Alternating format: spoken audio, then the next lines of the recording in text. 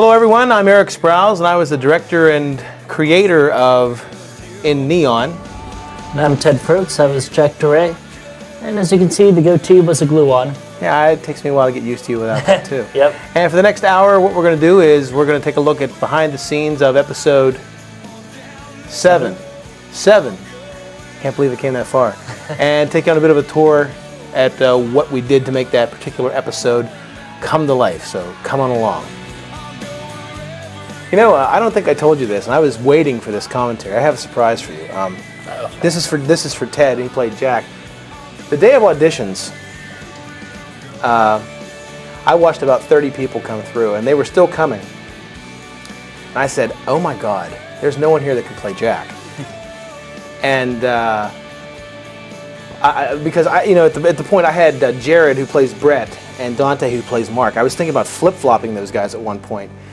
But I didn't have anybody that could play Jack, so don't let this go to your head. But when you came in, you were probably my first and last choice for the character of Jack. I couldn't see you as anybody else.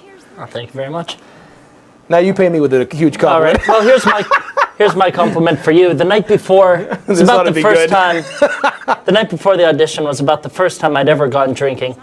And this girl convinces me, "Hey, there's this audition, you should go do it." So I had nothing prepared at all. I just sort of showed up and drunken spur of the moment idea and auditioned. Well, I guess that's a compliment. Sort of. It's kind of ironic. What you're looking at here is the opening of episode 7. And believe it or not, I got the idea to do this. I wish I could say this was an original idea. But I do give credit where credit is due. This was an idea I had from watching an episode of Buffy the Vampire Slayer. They started the show with a narration by a character at the time on the show played by Seth Green, who was Oz. And he did this whole narration thing in the beginning. And by the end of the episode, it was like it came full circle, and he narrated the end of it. And I thought it was kind of neat because when Mary, who plays Cindy, narrates that opening, she's talking about...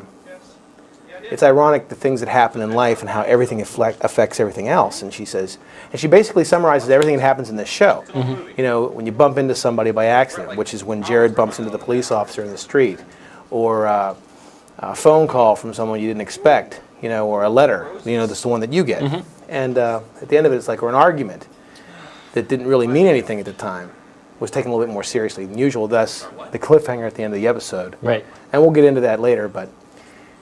This episode, this particular installment was done in about 10 degrees. It looks like it's because if you look outside, there's snow everywhere, and the heat wasn't on in this house, so we were all freezing to death.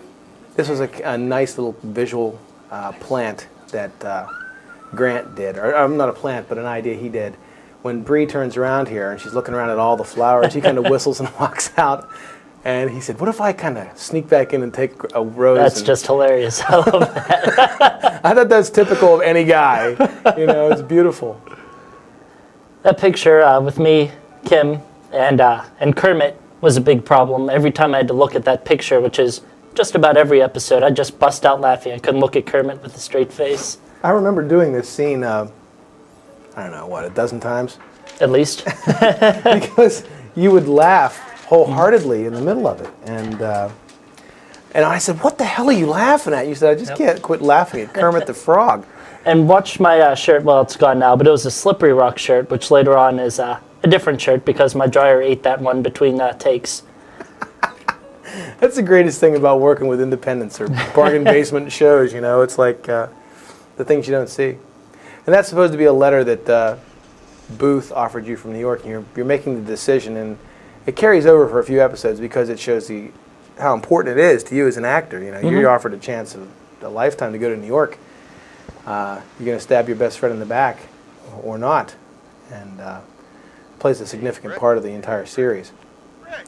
This is downtown California. This is about 2 blocks from the university, and it's just a gas station. I wanted something. I want to get out of campus. You know, mm-hmm. There's a point where you do a lot of stuff in the house, and then campus you want to move on. And I just wanted to have a little outside meeting in the daytime. I liked it because Jared, who plays Brett, is the big drug dealer in town, or the retired drug dealer, and he knows all the police.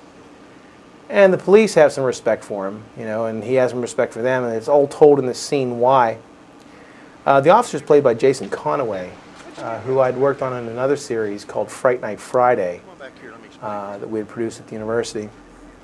It was actually syndicated coast to coast at one time.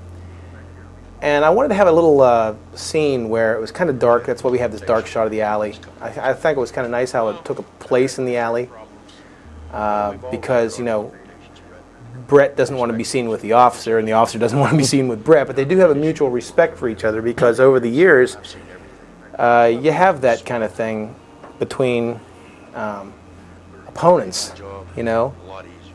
And so for the first time in the show, you realize that when the officer's talking to Brett, even though Brett's made some bad choices in life with drugs and that kind of thing, he says, you never let it get to your head. And you didn't string out little kids, you didn't use heroin, you know. And at most college campuses like that, you know, as much as, you know, people try to stop it, it becomes a part of life there. The choices you make with should I or should I not use drugs. And Brett's character kind of became the mother figure of the campus because he would decide who was responsible enough, who was going to try it and who wasn't. He says, you never let all the problems happen, you know, you're pretty responsible in what you did. But at the end of it, you know, I didn't want the police to seem like it was okay with him. He nails this right here. I don't respect what you've done, Turney, but I do respect the fact that you're responsible in choosing your customers wisely. That's why I'm going to be sorry to see you go, man. So the police actually say, you know, we don't like what you did, but if you had to do it, at least you were responsible with what you did. Mm-hmm. So I remember he was telling all these sexual jokes and all these far shots too. Jason Conaway's a real character. Hilarious and a half. And of course, I've never smoked in my life, so just about every smoking scene just looks awful. I know, and it's twice as bad because they're 100s. And it looks like you got this giant pen in your mouth. And I remember in the first episode, you actually lit the wrong end. Yep. And, yep. See, it's still smoking there. That hurt. I know, here's the funny part. You put the cigarette behind your ear, but didn't you light it? Yep. Isn't your ear on fire? Oh, I zipped up my jacket so you can't see I'm wearing the wrong shirt at this point. Oh, that's right. Good thinking.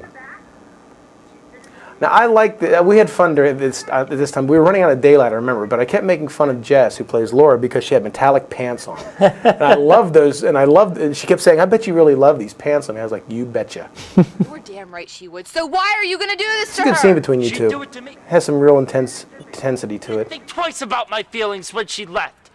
When she left us, the group. A lot of argument scenes do. Mm-hmm. You know, she's starting. You realize you almost slipped there, and you almost said, "Well, she didn't think about me when she left."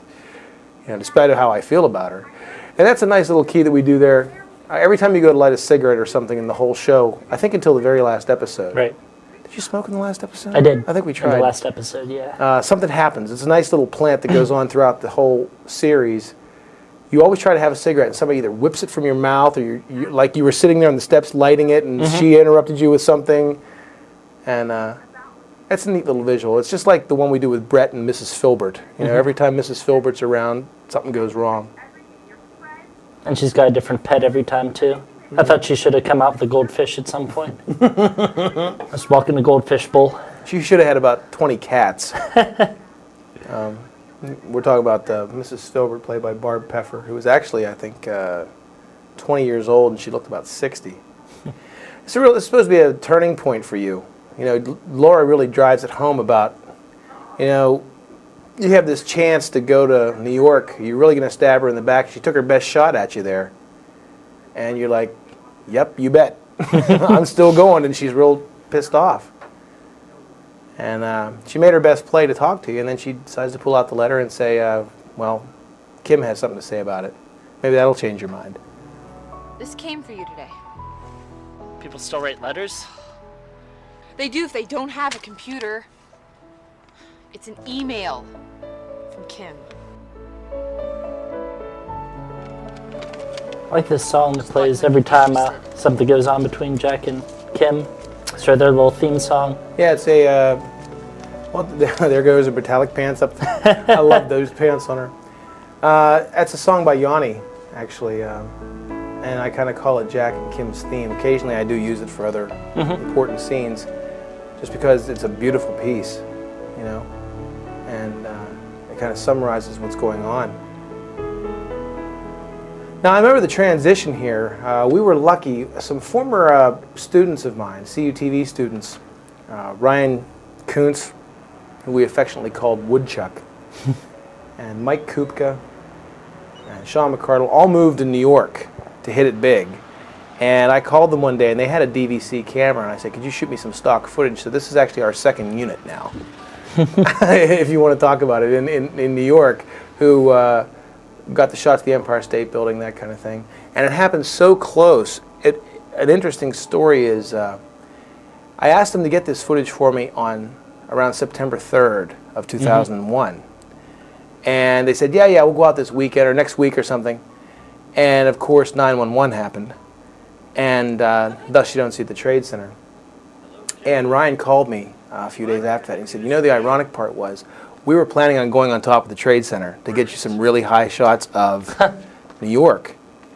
And I remember I was speechless at the time. And he said we were planning on going out either the Monday or Tuesday or whatever day it happened, like in that area, not necessarily that day, but in that day or two before or after. And I was, wow, talk about lucky. Yeah. Why is that? This particular scene is shot at the State Theater in Uniontown. I needed something that was not Cal U. And there's only a couple stages here at the university, but you could tell they look like college, you know, theater settings. And I didn't want that. I wanted something that looked more professional, obviously. And we lucked out because the State Theater in Uniontown is in our viewing area. And it's gorgeous. Look at that. And the architecture there is just wonderful. But when you use a wide-angle lens and shoot it wide, it also doubles as a, it could be a theater in New York, a small theater in New York. This scene was written by Amber herself. Originally, Kim was not supposed to appear in the entire series. She was supposed to appear in the first episode when she left. And then you have all these storylines that go on in between, and then she comes back in the last episode. I guess I'm kind of revealing the end there. Well, yeah, you gave it away. They're not going to watch it now. Yeah, why bother? I won't tell you what happens, though, but we might have changed it. But Amber wasn't happy because she realized I think she realized how good it was, how it was taking off, and she was a little disappointed that her character didn't have a larger part. So I remember sitting down in countless meetings with her, and she would badger me and tell me she wanted to have her part expanded. And I said, sure, why don't you write something? So she wrote it, and I said, but it's still, you can have your part expanded, but it still has to have the same feel. So you realize there's a big things happening, and she has to choose between really her friends and seeing her name in neon lights. Right. And that's really the story is about. I don't want to say the story is about her, but the title of the story is about her because it's all about the friendship that goes on back home that she's missing out on. You know, she kind of left the nest early to try to hit it big, and she's missing out on all this wonderful things back home. And so she wrote this scene herself about getting an opportunity to leave the country for good to work with Her Majesty's Theater. Is it Her Majesty's Theater? Her Royal Majesty's Royal Theater or something. I can't remember. Amber did a pretty good job. The Mom's Queen's Theater. She did some research on the internet. She researched Sarah Brightman, the whole Phantom of the Opera perspective, and she worked very hard on this scene. There's some other scenes throughout the series that everybody wanted to take their shot at writing. I don't think you did. Did you? I don't remember. It seems like I such don't think a blur. I did. I think I just made suggestions throughout. I know she wrote this one, or the storyline with her character here. And Jess Vader wrote a scene coming up with Mary. In a few episodes, there's a cake fight. Oh, she wrote that? Yeah. I didn't know that. And Jared wrote the closing scene between him and Dante. How about for good? Matt Conrad pulled this off fairly well. When I always thought of Kim and Booth, I pictured him as the devil. You know, and you just can't see him coming. That's why I wanted him in white all the time. You know, because they always say, you know, the devil has many forms. The kind you fear the most is when you don't see him as the devil. Well, he's offering her really the brass monkey. You know, all this stuff saying, you know, here's all these opportunities. All you have to do is screw your friends over and say, see ya, you know? So is it really worth doing this at the sacrifice of all your friends, you know? This could be something really great for you. And he says, you know, now you have a chance to leave the country for good. But of course she's thinking of you. Of course. How sweet. And this leads into a dream sequence, which isn't in this episode, but one of my favorite scenes, and the last scene that I ever shot. I really like this scene too. The music's familiar, but it was just perfect, I thought. I mentioned the name Neon Lights in 2 episodes out of the whole series, only twice, but I thought it was appropriate right there. You know, this is the 7th episode along, so we kind of need to like a little bit of a relaunch to remember, to keep everybody in perspective of what the whole story was about. Because she's missing out on everything back home, you know. That's the whole point there.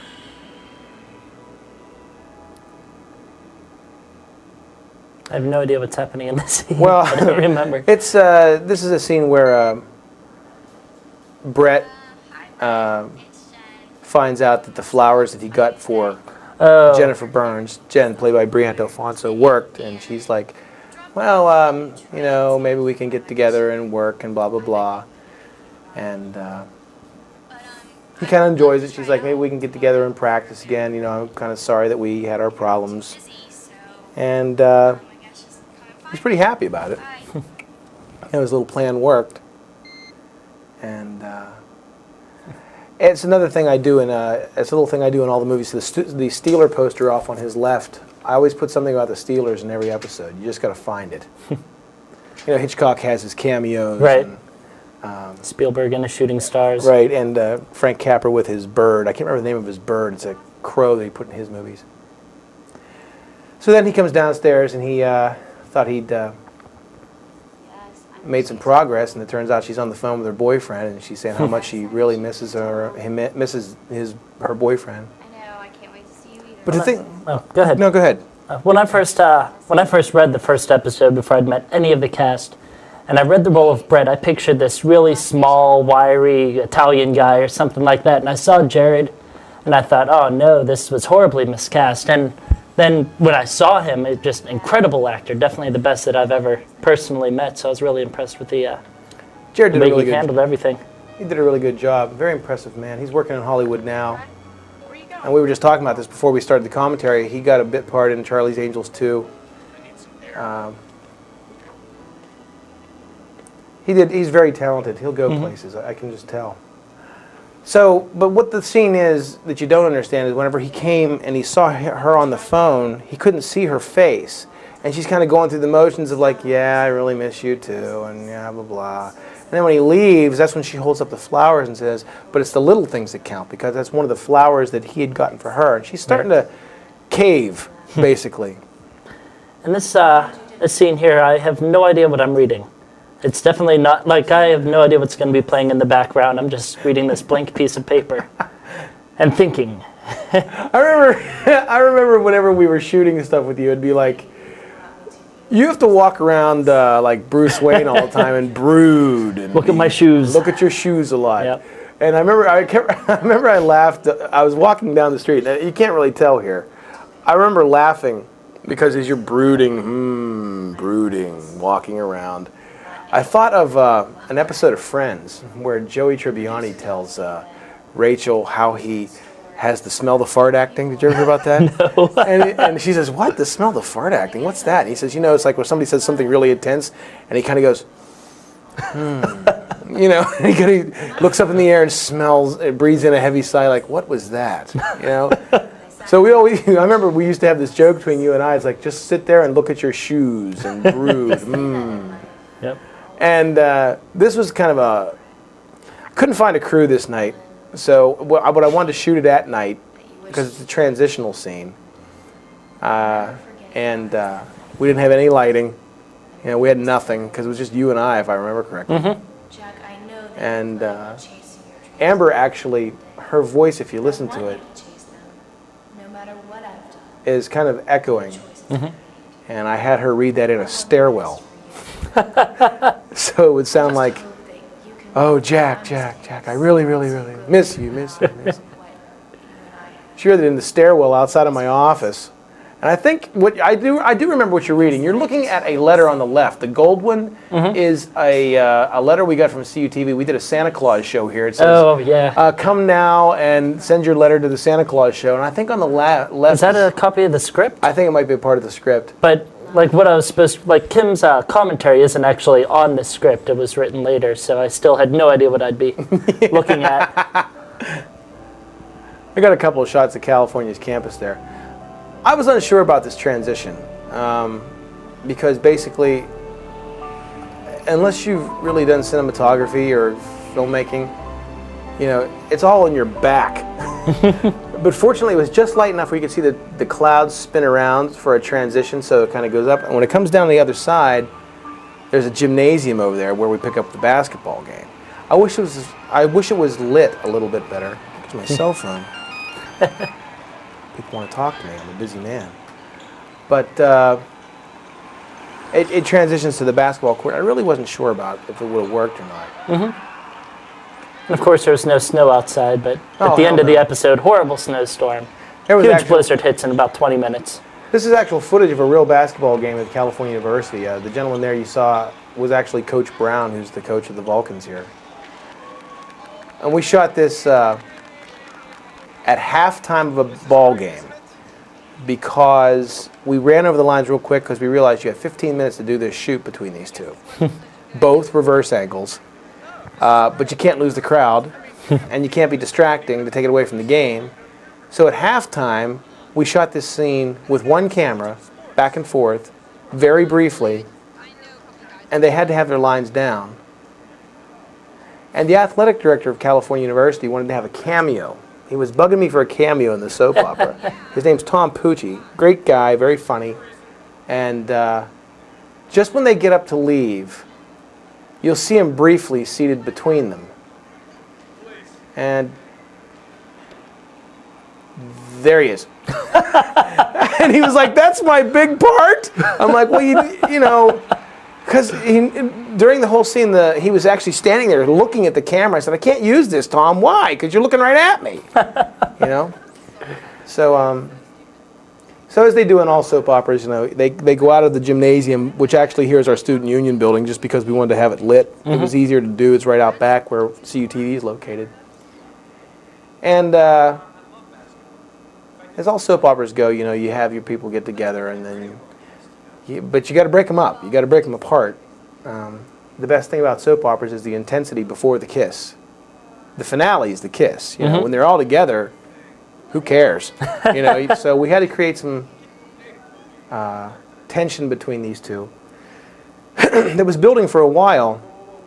You know, you had people looking at Mark saying, "Well, do you really want to be with her? I mean, she's been around," you know, basically saying she's a whore.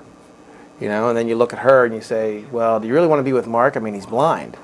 So in a couple episodes prior to this one, you know, we showed her at the library and people staring, and then you showed him and he's wondering, well, there's a rumor out there, and it was supposed to be a running joke in the script, but it became so funny and we used it so often that I didn't realize it, that she dated the basketball team. You know, and it became like a joke, but we used it 3 or 4 times throughout, so I thought that's kind of like what we wanted Laura to be. You know, maybe she did date the basketball team, like the whole team. You know, that's kind of funny. So this is really a transitional scene that we needed to break these two up. And it starts off fairly innocent, but it develops into an argument that neither one can take back. We were shooting here this night. If you look in the background, there's a couple of dorms. One of them is McCloskey Hall. It's the one over to the left of her right there. While we're shooting, this is probably about, well, we shot from about 10 o'clock till 2 o'clock in the morning on this one.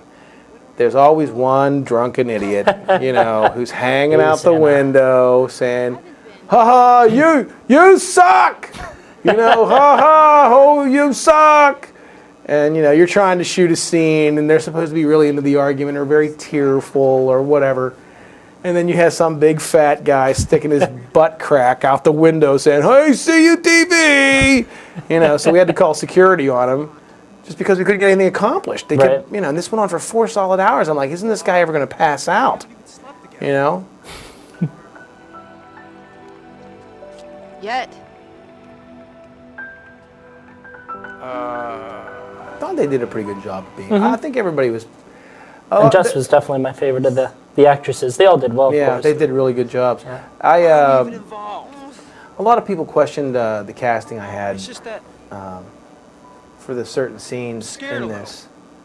I think everybody did a pretty good job. There were some that I thought were really outstanding. Like me. Like you, of course. What is it you sign whenever you email me, your favorite actor? Yeah. But there are some that that just weren't polished. But you know, when you deal with a no budget production, and no one's paid for it, it's all supposed to be fun. And About me? You're worried about yourself. and it's a student production. They're supposed to be learning here. So I mean, this is like see that window up there, the guy moving around? That's him, Mr. Fat Guy. He's the one who stuck his butt out, and he says, "Hey, look at me." You know. Sure it wasn't Dustin? I think that's his dorm. Might have been. Dustin's one of our crew members. Loaf Nut. Yeah. How did you come up with that nickname for One of the episodes, Jennifer is in a concert, and there's a sign that says Jennifer on flute, and I switched around the letters of on flute and came up with Loaf Nut, and then that just sort of became him.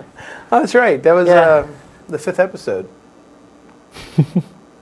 And then she realizes here she said the wrong thing, and she says, "Whoops, I didn't mean to." I think the line was something like, "You're never going to find anybody because something about you're blind as a bat, or you're never going to get any better at anything, or something." And she said it the wrong way, and he says, "Well, okay, I'm out of here." And she tries to apologize, but Dante kept trying to hit this mark. I kept saying, "You have to stop here, say a line, and move," and he kept missing it. And working with Dante was fun. Not quite the word I'd use. I'd say an adventure, because Dante's a very good actor. I mean, he nailed it being blind. It's just that, and he had very little experience acting before this, but he had no patience. So if something didn't go right, he would constantly remind me. This is your fault. He needed something to direct his anger at, so I was a big pincushion for him. But I think these two had chemistry on the show. Jess seemed to have chemistry with whatever scene she was in. You had good chemistry with her in a couple episodes with the kiss at the door and the argument scenes. She's a very good actress to work with. I don't want to say the best. Right. One of the best that I've had the chance to work with. She's done a really good job. And she always comes prepared. And she's light. She's late. She does come to shoots not late. The latest, though. No, definitely not the latest. That award definitely goes to Amber, who plays Kim. But days late. Like, say, all right, we have a shoot on Tuesday at 1 o'clock. We'll see you on Friday. This episode here, I'm sorry, not episode. This scene here, I don't think was in the original script, because I remember seeing this like long after it was produced and put out there, and I loved it because I hadn't read it in the script. This whole scene's just hilarious. It's kind of funny because you look in the background, the TV's just on the fritz, and that's really what that TV's doing. This is like the definition of a hick bar. This is another college bar in town. We did a scene here with you before. Right. It's supposed to be like the local hangout bar for you guys. And you're right, we kind of wrote this on the spur of the moment because I wanted to have something that, he's all upset because he's trying to make these moves on Jen, and she's not responding. I like his look here when her hands go through his hair like, ew. Marla's played by Raina Martin, who is another great actress I worked with on another show, Fright Night Friday. And Raina auditioned as well. And I had her in mind for Jen's character, Bree's character, Jennifer Burns, at one time. And it kind of came down between her and Bree, and they were both equally as good. They both did a good audition, and I'd worked with Raina, and I was kind of leaning toward her just simply because I didn't know Bree that well. I knew of Bree, but I didn't know Bree. But came down to one of those things where Raina had a difficult work schedule. She worked every single day, and she lived out of town. And I thought that would be a big problem. Yeah. And they both had a good audition. It was not to undercut Bree or not to undercut Raina. They both did a really good job. But the woman you're looking at here almost ended up as Jennifer Burns. Stuff. But she had time that night to come down and actually have a drink. Grace us with her presence. And shoot a scene. And this is a funny scene, too, because, she's like, she kind of plays this catty bitch. He says, yeah, you're like dating this band geek, and how about like you don't want a real woman, go out with me. Great. And your intro to music class. And Come on. How long is that gonna last? we ordered, if you see in the background, just over Jared's shoulder there is a head. That's Joe DePippa, who Jared moved to Hollywood with last summer. Joe actually is now working on the series Boston Public. He's done some work on Buffy the Vampire Slayer. You'll see him in a second in a cameo. He blows Jared a kiss. And just over on Joe's left, that you can't see, Cleve came that night, which he's in the scene later. But I was just impressed that he came that night. And he went and got these chicken fingers, and he kept talking how good they were. And he kept walking back and through the scene, getting more. And I was like, dude, we're shooting. And he's like, oh, I'm sorry. Let me do it again. Yeah. Or he'd say something really funny or make a fart noise. You don't like girls or something? I think Raina is a really good actress. And you don't know her as, I don't think I've never met her. You've never met her. Probably one of the very best I've ever worked with. I've worked with some real clunkers, but she has some real timing, and she's supposed to be acting like she had a couple here, and she does a very good job of that. Gay. Not because you don't want her to be all falling down drunk, but you want her to be like, oh, you're gay, huh? He's gay. I knew it. And I like that line too. That was kind of cute. That guy? He's gay. Spills the beer all over himself. Yeah. I wish we could have had You're Raina not more. gay. She was really good. That's Joe DePippa. He moved off with Jared to Los Angeles and got a job. I remember when Grant showed up with that shirt on, who plays Cleve there. I said, where'd you get that shower curtain? He goes, this is class. And I'm like, okay. Band geeks, be my guest. I'm out of here. There goes Raina. That's the last and only time you see her. And Darla, wish we could have expanded her in some way. She was a great actress to work with. Very dependable, too. I almost didn't put that scene in there because I thought I was going to get some flack on it from somebody. You know how everything has to be so PC nowadays, especially when you're doing a college movie that represents your university. But I said, the heck with it. Just put it in there. There's another cameo of Dustin walking by. He appears in about 50 episodes. Anyway, go ahead. I wear a Slippery Rock shirt half the time. It didn't have to be a depiction of our campus. I remember there's about 4 major shirts that you wore in this. Yeah, the Joseph and the Amazing Technicolor The Dream boat coat. sank, get over it. Yeah. And the Slippery Rock shirt's in one. Yep. In fact, it isn't until the last episode that I think you Wear a completely wear something different different. shirt. You wore a button down. I think you wore the one from the first episode, but it was buttoned. I have no idea. I don't remember. It's a scene that you'll see later where you come out of a building and you watch Mary make her walk down Senior Walk. Oh, yeah. I like this. This is because this is like the guy perspective on dating, and they have a couple drinks in them. They've been there moping all night, and it's just the guy things that you would hear him say, the drunken crap. here's to alcohol.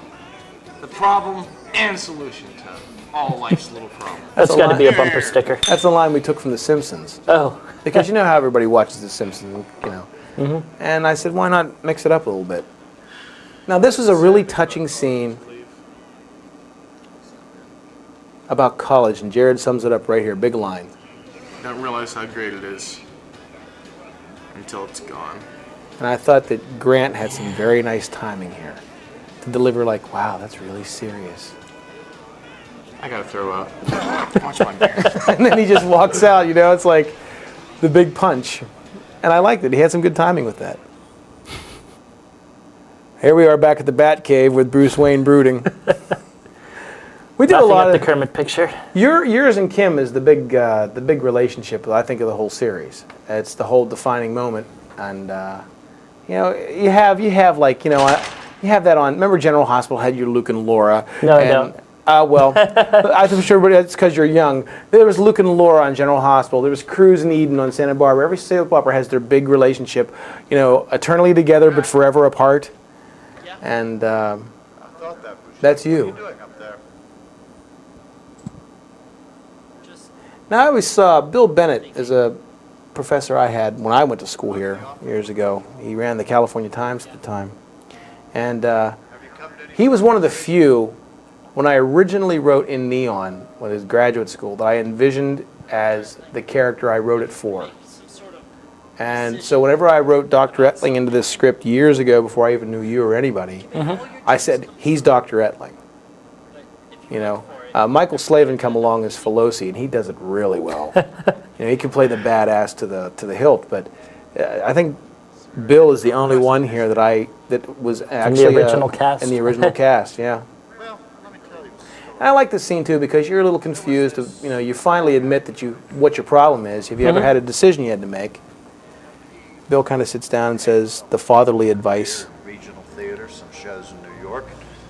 One day he got a call from an agent. We went back and forth on this for a couple hours to stay on what movie that they should be referencing, because how old is Dr. I've forgotten his name, but how old is he? Dr. Ettling. Thank you, Dr. Ettling. That's the greatest. I remember at the closing party. Remember, I'm going to have a trivia quiz, and whoever wins the trivia quiz gets the movie poster of the show. Because everybody's like, I don't remember even my character's name. Who did I play? I'm like, oh, that tells you how great they. But I think it's a neat little story because he tries to screw your head on straight by saying, you know, there was one time a gentleman I knew who was in your similar situation, who had a chance at stardom, and I thought, well, you know, maybe there'll be another chance when the wheel goes round, and I'll take another shot. And the wheel didn't go around. And the point I wanted to make in this scene was, you know, he gets your attention like, well, what'd he do? You know, and he's speaking about himself. You know, that, you know, he was, you know, it's all fictitious, of course, but in the story, he was up for the character of Norman Bates. And in 1960s Psycho, 60, and had a chance to work with the master of suspense. And he said, well, you know, I'm not going to do it. I'll be another chance. And he doesn't really say that it was him that did it. He's trying to get you to think, you know. And I remember when I showed this to my parents, I was very disappointed. I said, what'd you think about that? He says, well, it's a shame that he couldn't help out that guy. I said, what do you mean? He says, well, he's telling this story about the guy in Psycho, and it's a shame he couldn't help him out some way. I said, Mom, he's the guy. Oh, I just didn't understand that. He says it, doesn't he? Or maybe he doesn't. He kind of implies it when he says... Because I say, is that a true story? But I don't know.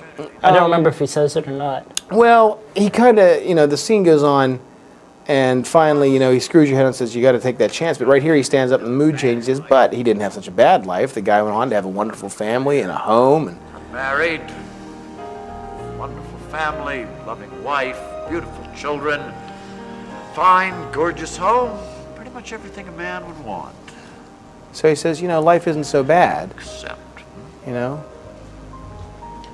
And here's the just big remember, line. Jack, the only regrets you have in life are the risks you'd ever take. I think that's the big line of the soap, too. That's the repeated line of Is that a true story? You decide. And he says, you decide. Meaning, when he leaves, this is a story you need to figure out for yourself. You know, now you decide, what are you going to do? You know, and you're like, thanks for all the help. You know, I might as well just, you know, give myself a paper cut and poured lemon juice on my arm, you know. So you have a lot of decisions to make. You know, he came in, he filled your head with some ideas, and out you go. We really do need to find another wardrobe for you.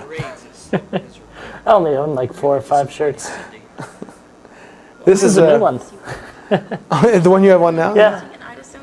Now the funny thing about Mary is, Not good enough. I always called it the joke, something about Mary.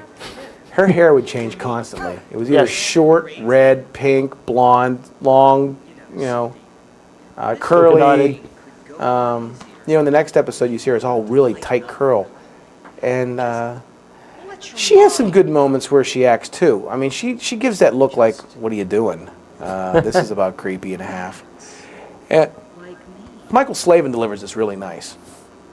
He's good at being evil. I mean, he's got a lot of theater background. You can tell. You know, he comes on to her and he's like, gets shot down. Now he's a little pissed. You know. And she's a little like, well, what are you going to do? Very uncooperative student, Cindy.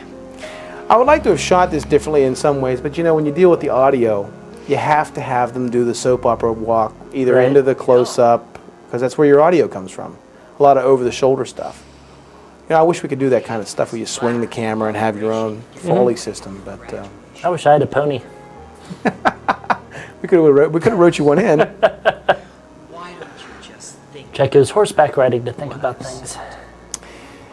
This is a good scene, too, because he's kind of alluded to the fact that, you know, if you have sex with me, maybe I'll do something for you for the last few episodes, until finally this is the one where he says, I'm tired of screwing around. You know, this is the way it's going to be. If you want to, you take me up on it, and I'll give you an A. If not, I'm going to fail you. And, you know, you hear about sexual harassment cases in the news all the time, and that's what I wanted to do in this one. You have some real prick. Hey, look, it's snowing now. There it is. Jared did a good job with this when he came in. He actually made this song up. Delivered it pretty good. And then we said, hey, how about if we drop the keys, and as you bend over to pick them up, your head hits the door, and it's open. Now, when he goes in, that's all he was supposed to do. We kind of cut. But then he came out and he ad-libbed this next part. Where's my keys? Because he forgot his keys. Now, I thought this was hysterical. I was looking for you.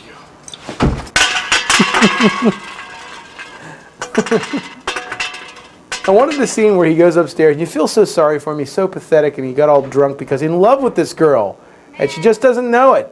You know, she's with the wrong guy. You know, and he's all pathetic and gross coming in the door.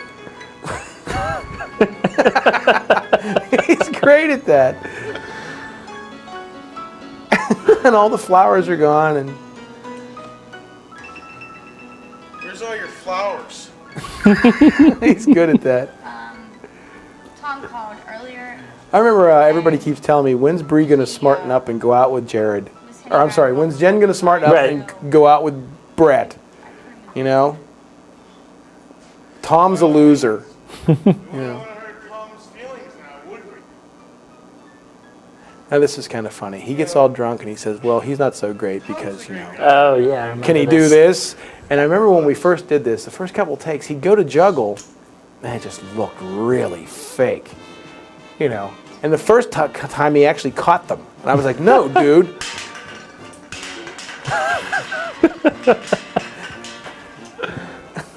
I like it. He's great. He's all pathetic. And Bree's look is priceless. Like, huh, that's neat. What else can you do?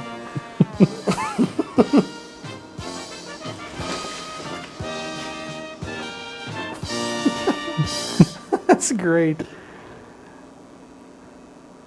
I actually, that's really Jared snoring. We kind of folded it in later, in a couple of scenes. But I think that's really him snoring there. And this particular night, Bree was a real trooper. She had the flu when we did this. And I told her, I said, listen, we'll just pack it up and do it another time. And she says, no, I want to go through it. Get it over with. I said, okay. So I got to commend her on that too. And Jared's line right here is hilarious. No, Mom, I'm just going to stay in bed. I don't feel like fighting crime. Let Superman save the world. Yeah, just bring me some nachos and a sponge and I'll be fine. He says, bring me some nachos and a sponge. I think I laughed so hard. I don't know where he pulled this stuff out of. He totally ad-libbed that scene. And this is kind of cute here too. Bree, or Jen rather, crawls into bed and puts him to sleep. And it's totally innocent. You know, and you know, there's nothing sexual about this scene. You don't want anything sexual about this scene. They're in the same bed, just the fact that she really cares for him. But this snoring, this was totally ad-libbed on Jen's part, or Bree rather. He snores so loud, she's like, oh my God. She puts the pillow on his head like, ugh. She rolls over and goes to sleep the other way. I thought that was kind of cute too. Now the major blizzard's hitting. Yeah, we did this. There was a blizzard in town. We couldn't cancel. It was -2 degrees. And the day before, we actually all showed up to do this shoot, and he said, come back tomorrow. I think there's going to be more trades tomorrow. And then, like, overnight, this huge blizzard hits. Yeah, I remember that. And actually, I like it with the snow. It's more. It makes it look more desperate, you know. And Jess wore the sweater. You know, she's all pathetic, drinking her wild turkey, and I think that's. She said that was apple juice.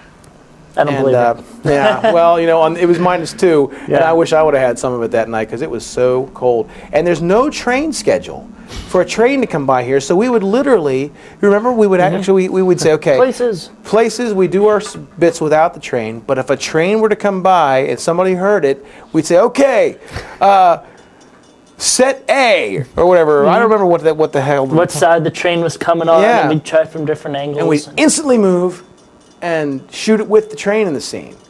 And, you know, we'd intercut it all together. We had one camera, so it's tough to pull off something like that, especially when you don't have control of a train coming by. You don't know when it's coming. And also with all the snow and the ice and everything, every time I'd go running to save Laura, I'd slip. It was just... Yeah. I'd go tumbling to the ground every time I was trying to play the hero. I actually had one of the university administrators, not in this episode, it's the next episode, when the train comes by and you guys are, well, I'm sorry, no, it was this episode. She's on the tracks, and he's like, what are you thinking? I'm like, about what? He says, you've got her standing out on the train tracks with the thing coming by. I'm like, no, you don't understand. It's not real. I said it has to look real. It's a fake train. It has to look real, or else people are going to say it's fake. You know, it has to look real, or it's a TV show. You know, and basically, you know, Laura's whole life has gone to hell, and she's lost, you know, her man, and she has psychological problems from something that happened to her when she was younger. And she's really not over Jack. Yeah, and that's why you're the hero here, you know. And she wants to kill herself. And we hadn't dealt with anything dark in Neon. Everything's been very light, very Three Musketeers-ish with fighting. And well, except for, you know, Jared. Right. Jared was stabbed and he was in the hospital, and that was kind of serious. But we never dealt with anything suicidal, you know, showing the darker side of one of our characters. And I thought Laura was the perfect one to do this with. And we only had, like, it was so cold, we didn't have a variety of shots to choose from, so we kept intercutting between that thing, the train, and you. You know, so there's not a whole hell of a lot to use. So at the end of it, we kind of slowed it down with slow motion. Yeah, that wasn't Cindy's commentary throughout. It wasn't in the original script either, which I liked how that was added in there as well. Really added to it. It was kind of nice, and Mary does a good job. And Laura, Jess at the time asked me, why didn't you use me? And I said, well, it's not about you. We're narrating it about you. The character, if the character narrates it, then the characters learned the lesson. Right. Cindy's playing the one. And you know, right, that Laura survived then, because this is a cliffhanger. But with Mary talking, you'll know who, if anybody, survives this. Something my parents were saying too, "Go get her, Jack." I felt the same way. I was like, I am way too close to her. Yeah. I could just walk over, sort of shove her down, and walk back to where I'm standing, and the train won't come yet. But you also have to think about it too. Nice ending here. See what I mean. And we always end with a cliffhanger. But the thing is, you know, you always have to end like, you know, everybody says, well, why don't you go get her? You know, there's a freaking train coming. Put yourself in the real position. Okay, there's a train coming, and now picture yourself there in real life, and it's speeding down. Are you going to be that quick to go run onto the tracks? Anything could happen. You could slip, you know. As I did. And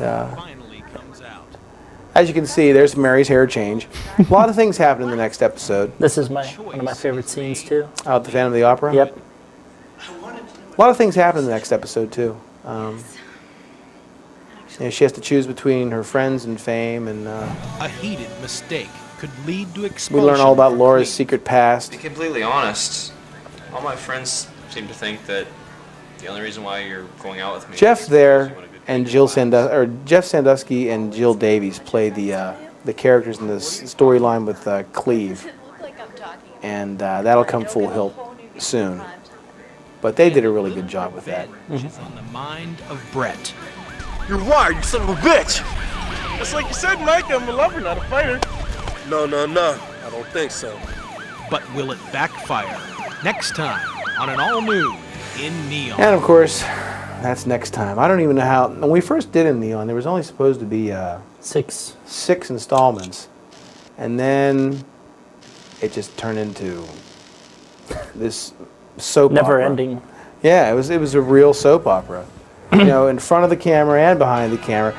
And behind the camera too, because we talked about this before we started the commentary. Because at the time, if we talk about it in terms of characters and not who they play, in real life, Brett was dating Laura. Cleve was dating Cindy. I was dating Kim. You had your own girlfriend problems Couple at the of time. So it was a soap opera behind the camera too, as well as in front of. And that's the 6th episode. Oh, wait, 7th. Whew, we did 7 of these things. And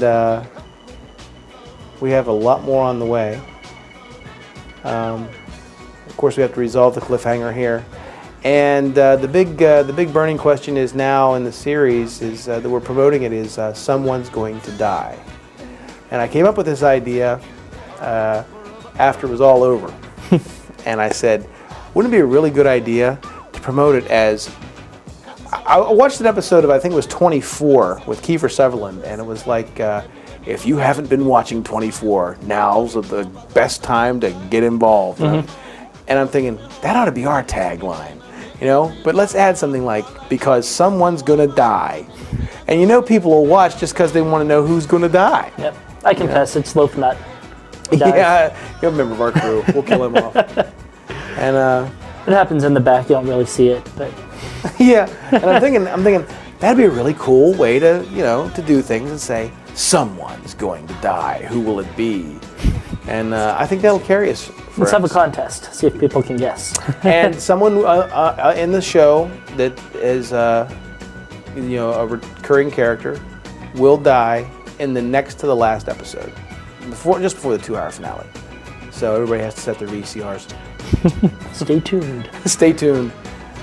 Well, that's the 7th episode of In Neon. I want to thank you, Ted, for joining me today. And thank you for joining us. Adding some interesting anecdotes to everything. Keep watching. Something I have to add right there. Woodchuck was all excited. His name was in the credits. So I want to thank you for joining me, Ted. Thank you for giving us this hour out of your time to listen to our behind the scenes of In Neon. And we'll see you next time. Maybe we'll have you back. All right. Take care, everyone.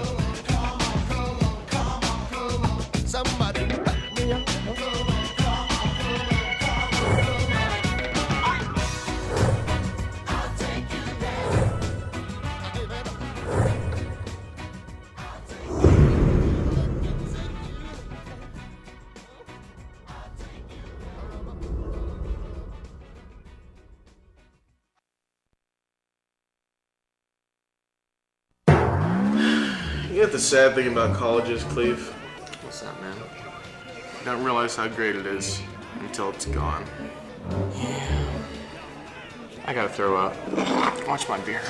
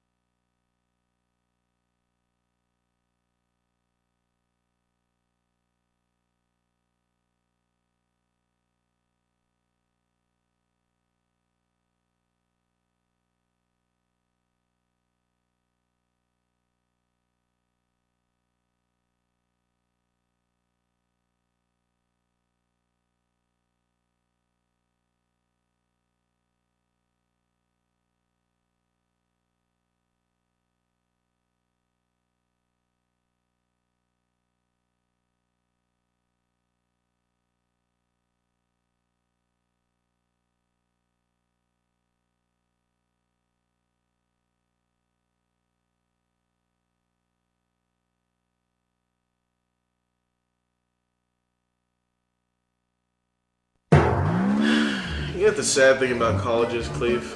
What's that, man? You don't realize how great it is until it's gone. I gotta throw up. Watch my beer.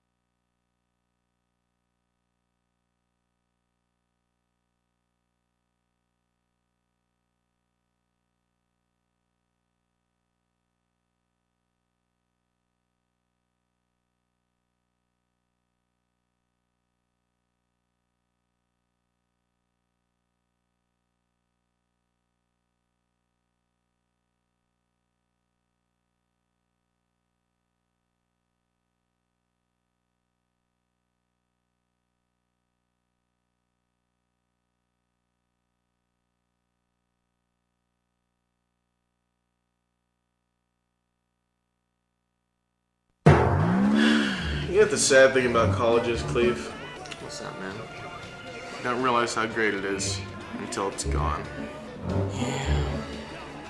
I gotta throw up. Watch my beer.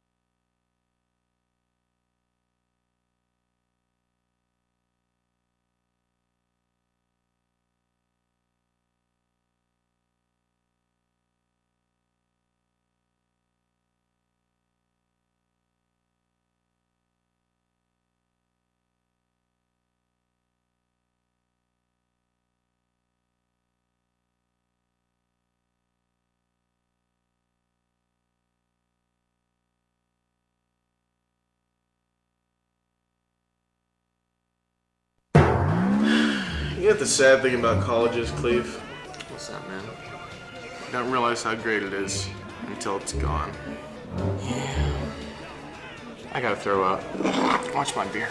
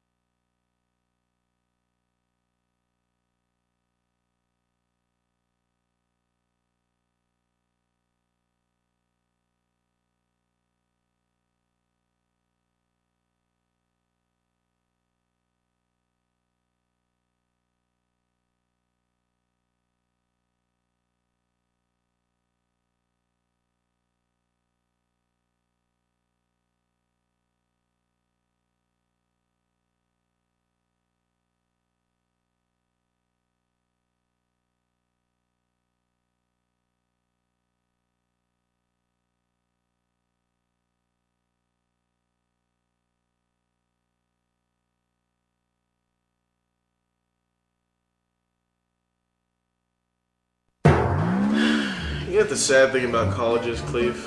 What's that, man? You don't realize how great it is until it's gone. I gotta throw up. Watch my beer.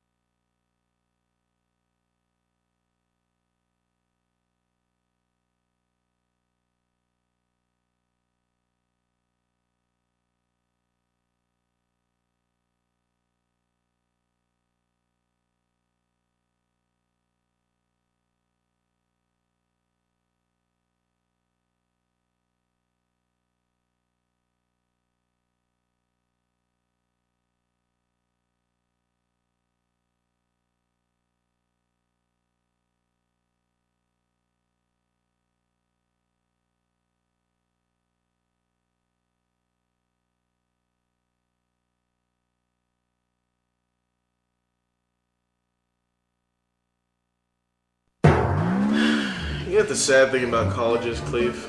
What's that, man? You don't realize how great it is until it's gone. I gotta throw up. Watch my beer.